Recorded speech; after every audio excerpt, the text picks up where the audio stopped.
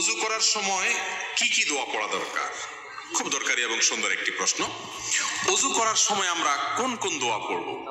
ওযুর শুরুতে দোয়া আছে, শেষে দোয়া আছে। দোয়া মানে জিকির। নবী করিম সাল্লাল্লাহু আলাইহি সাল্লাম থেকে তিরমিজি বর্ণিত হাদিসে আমরা জানতে পারি, তিনি ইরশাদ করেছেন, লা ওযু লিমান লাম ইউসাম্মিল্লাহ। যে ব্যক্তি বিসমিল্লাহ বলল না, তার ওযু পূর্ণাঙ্গ হবে না। ওযু হবে কিন্তু ওযু কি হবে না? পূর্ণাঙ্গ হবে না। ওযুতে অপূর্ণতা থাকবে। এই জন্য ওযুর শুরুতে বলতে হবে বিসমিল্লাহ। কি বলতে হবে? বিসমিল্লাহ বলে এরপরে ওযু শুরু করতে হবে। আমাদের অনেকেই আছি, আমরা ওই যে মোবাইলের ব্যস্ততা, নানা ব্যস্ততার কারণে আমরা এসে ট্যাপটা ছেড়ে দিয়েই হুট করে হাত ঢুকে দিয়ে আমরা ওযু শুরু করে দিই। বিসমিল্লাহ বলার আর খোঁজ খবর। অনেক ইমামদের মতে বিসমিল্লাহ না বললে ওযুই হবে না। যদিও এটা মুফতাবিহি বা ফতোয়া নাই কথার উপরে, এই কথা চাইতে ওযু হয়ে যাবে এটাই সঠিক, কিন্তু ওযু যদি বিসমিল্লাহ বলা ছাড়া করেন, মানটা একটু কম হবে, তরকারি লবণের কমের মতো। এটার কোয়ালিটি একটু কম হবে, কোন রকম হলো আর কি। তো কোন রকম হলে তো হবে না। নবী করিম সাল্লাল্লাহু আলাইহি সাল্লাম বলেছেন, ওযুর ক্ষেত্রে সব সময় আসবিগুল ওযু, তোমরা ওযুকে পূর্ণাঙ্গ রূপে করো। আই আকমিলুল ওযু। ওযু কখনো যেন করতে হয় না, ভালোভাবে করতে হয়। এই যে শীতের মৌসুম আসছে, এখন দেখবেন যে ওযুতে কত তাড়াহুড়া মানুষ করতে পারে। গরমের সময় দেখবেন ওযুখানে সিরিয়াল লেগে থাকে, আর শীতের সময় ওযুখানে সব সিটগুলো খালি। কারণ আসরের ওযু দিয়া এশা পার করার বুদ্ধি।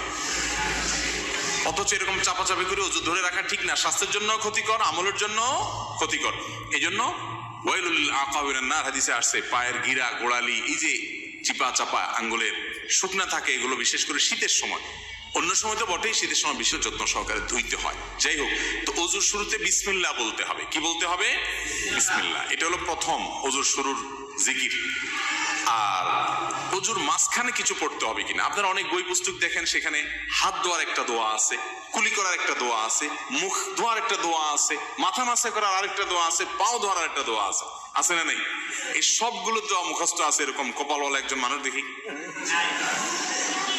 সবগুলো দোয়া মুখস্থ আছে এরকম কেউ নাই? মাশাআল্লাহ, আপনারা দেখা যায় সুন্নাত বেদাতের পার্থক্য ভালো বোঝেন।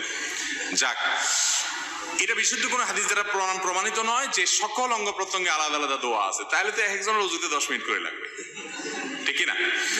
ওযুর শুরুতে শুধু বিসমিল্লাহ পড়বেন, এটি হাদিস দ্বারা প্রমাণিত, যেটি বললাম তিরমিজির হাদিস। আর শেষে একটা দোয়া আছে, একটা বাক্য আছে, কালিমায়ে শাহাদা।